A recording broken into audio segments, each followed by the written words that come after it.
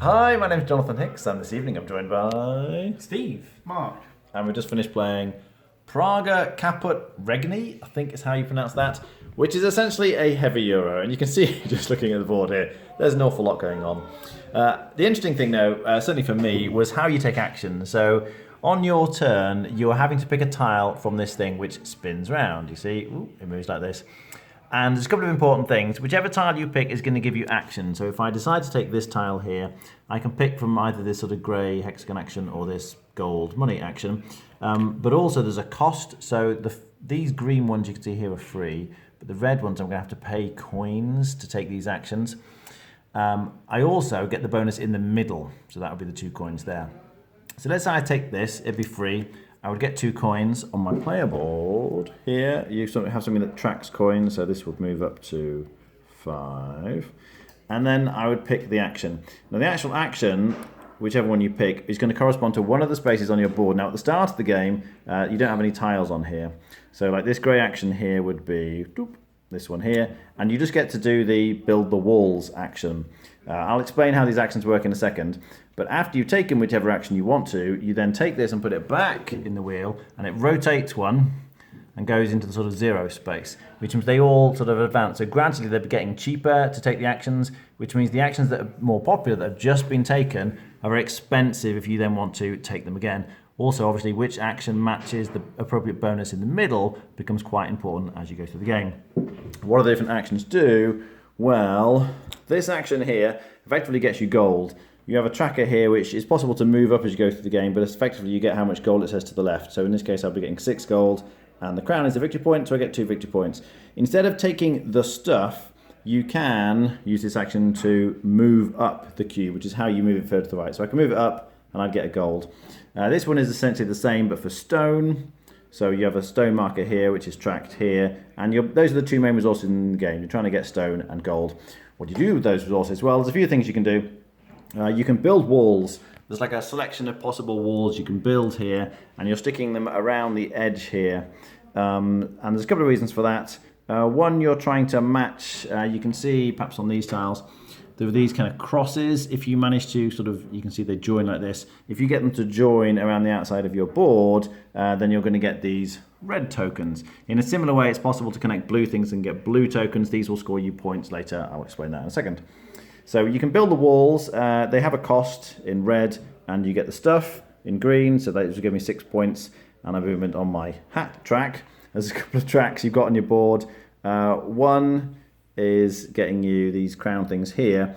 The other one on the book track, effectively at the end of the game, you're multiplying whatever you got to on this track, so I managed to get to the top and get 3, times however high you got on the book track, which would be 7, so 7 3 is 21. I'm getting that many points at the end of the game. You also, as you move up on this book track, you're getting sort of one-off bonuses that give you tiles, which are either special abilities or kind of one-off, lots of great stuff. Other actions you can take then are you can build on this big board here. So the red action up here lets you get one of these red tiles, and you take it and you stick it kind of anywhere you want to, but what you're looking at is these market tiles, as they're called. So if you put it next to one of these market tiles, you potentially, like some of them just get you points for the number of tiles that are already around them. Other ones, you kind of put your cube on it, and you're then fighting like area control for the bonuses here. So once this market's been surrounded, the person with the most cubes gets all the stuff at the top and all the stuff at the bottom. So stone and points and gold and points. The second place, I think, gets just one of those things. Is that right, Mark? Yeah. Yeah. So that's the red action here. Now you've noticed I've got a lot of these tiles on top of my board. This action here lets you upgrade your board, which is why I've got so many better tiles on it, if you like. You're picking from an offer here that sort of keeps getting replenished. But for instance, this one here, whenever I take the red action, I can pay a gold to get 2 stone, so I can turn my gold into stone. And you can see, like this one gets me a stone and a point whenever I take the get the stone action. So they all help you in various different ways by making the actions more powerful. Finally then, you have the sort of bridge or path action. You sort of start off, you have here's my guy here, and you're gradually working your way through the middle of the town that you're gradually building here, and you have to spend eggs are a resource in the game. So for example here, if you take the tile from here, you can spend a stone to get the egg, and you spend the eggs which let you advance on this track here, and you just get stuff. So this will increase your stone or your gold marker on your board, and you get some stone and some gold. So there's various bonuses you're getting through there. So those are the main actions. And now the other important thing then, I guess, is the endgame scoring. There's a few different ways you get endgame scoring. Remember I mentioned the blue tokens and the red tokens? Well, every time you build something which has the blue or the... Where are they? Can anyone see any blue or... Oh, yeah, there we go. So there's the red castle cathedral symbol and the blue castle symbol. Whenever you get those, it advances your marker. Now, you start off at the bottom right in this one, and you're trying to move further to the left. At the end of the game, you're getting this many points. So Green was getting 3 points for all of his blue markers. You can see Steve got quite a few blue markers by the end of the game. And this is exactly the same for the red track. But you also want to get higher up, and that's what the doors are for. You may have seen the little doors on some of the action spaces. You can pay 2 doors to advance yourself up. And if you hop over the wall, like if I try to move to here, I also have to pay, if you can see that, a gold and a stone. So you're trying to increase this. At the end of the game, you're going to get the point for the level you got to. So Steve got to the top and was getting 22 points. But also you're trying to then make your tokens that you got more valuable. So that's an important way of getting end game points. There's a few other ways of getting points in this game. There are like special tiles you can get here and here as you advance further along the road. There's some endgame scorings by you're competing for these. It's first come, first served on some of these things, which is by getting your stone or gold marker at the end of the track. And essentially, once you've done all the endgame scoring, most points wins. There's a lot going on, but hopefully that gives you an overview. What do we think of it? It's pretty good, and I will tell you now that my views probably come with a warning that I need to play this again, because what I say now might not be fully true in the game.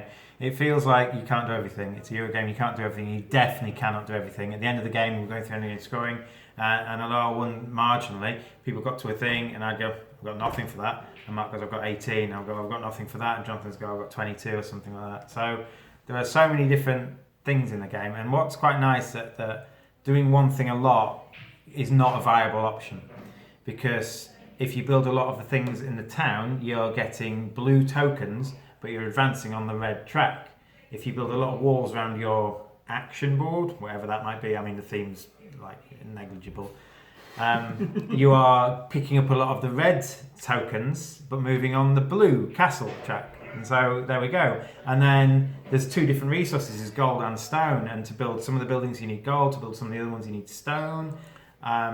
So it's very difficult. I found a lot of the game that I was always lacking in one resource, so my options were sort of forced. I was either lacking in gold, and my choice of actions were limited, or I was lacking in stone, and I couldn't build the walls, which meant my choice of actions were limited in another way.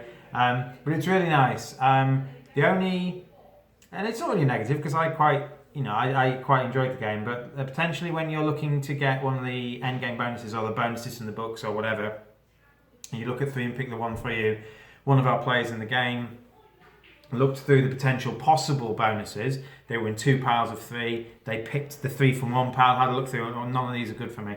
So in a game where they can be quite swingy as such, it's potentially a bit risky, because you only get one look at them as well. A lot of these bonuses you only get one look at. So if you pick 3, and especially a one-off or an endgame bonusy thing that doesn't do well for you, but I think it's very, very good. Okay, Mark? Yeah, I agree with Steve.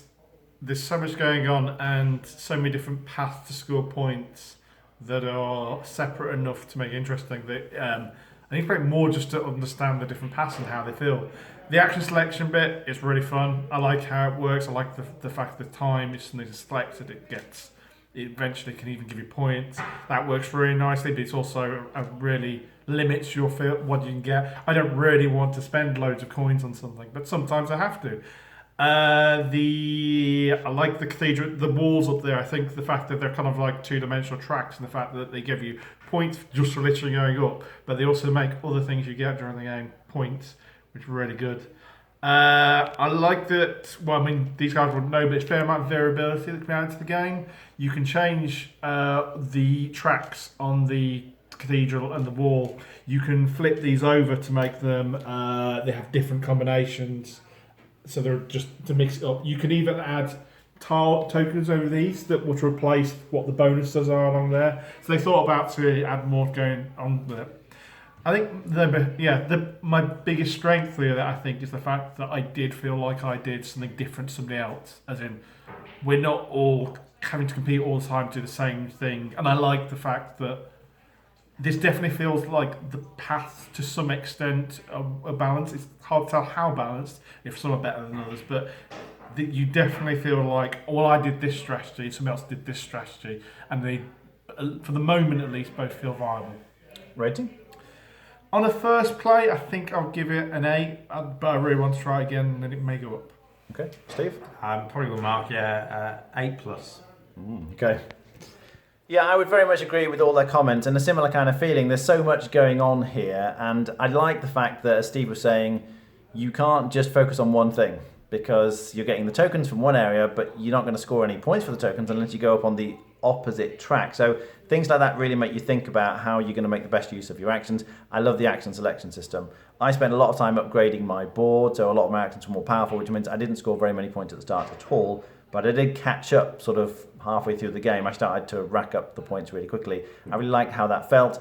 It was very tight at the end. We were all quite close, and it gives you lots and lots to think about. There's lots of different tracks, lots of different resources. It's easy to get confused the first time through, but it's super satisfying. It's definitely one of these you could play again, and there'll be lots to do each time. So I would also be on an 8 out of 10, I think. Thanks very much for watching. I'll see you next time. Oh, and that was Praga Caput Regni.